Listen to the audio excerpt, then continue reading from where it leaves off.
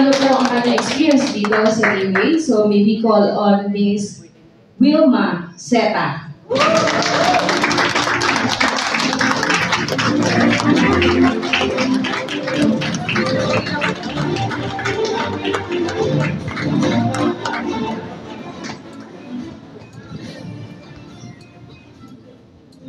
Pasensya na kayo kasi bago ako dito, yung 1.5 baht na ako dito.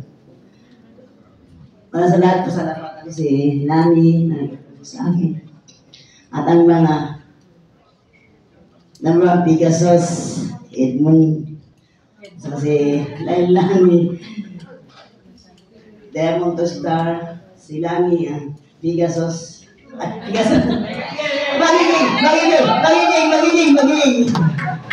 Magiging. Ilan Pablo.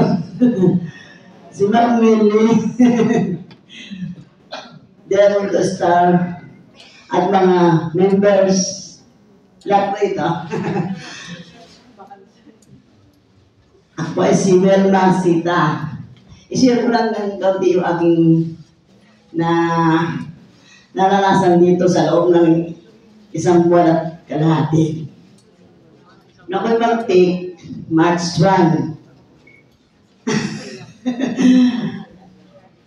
Dalawang araw ako nag-inom, may nangyari sa akin, nagpa-MIR ako. Yung parang X-ray. Ang sabi, nawala yung heart enlargement ko. After 2 weeks naman, nagpa-MIR ko. Ang sabi ay, wala na po akong stroke. 16 years na nag-isap ni stroke. Ngayon lang, 1 month lang, nawala. Naniwala ko dahil doktor ang sabi sa akin. Yung nagtingin sa akin, sabi sa akin na wala akong stroke.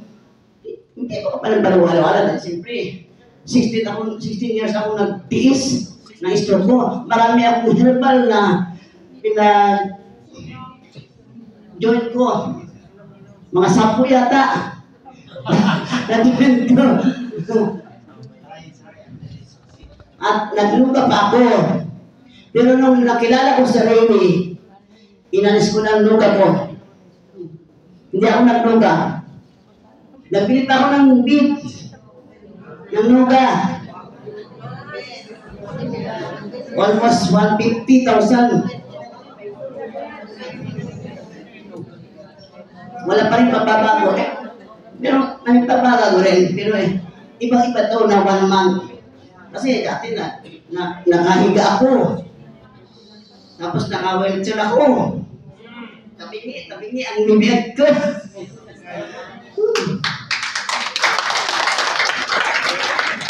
Yan!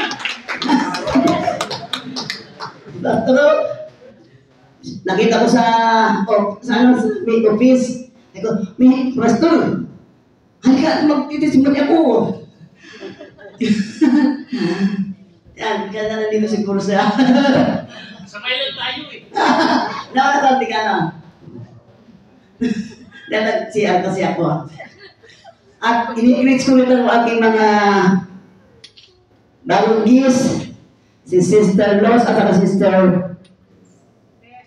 Tis, at mayroon pang isang Tis na grupo ko, at ang aking upline ay si Willie and Sintonius.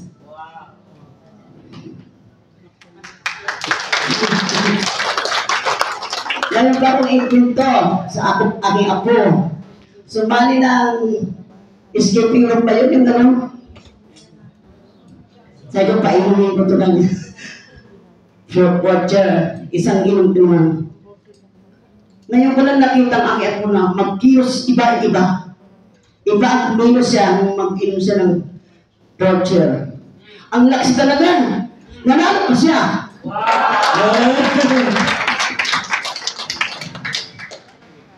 Sige pa. Sige pa.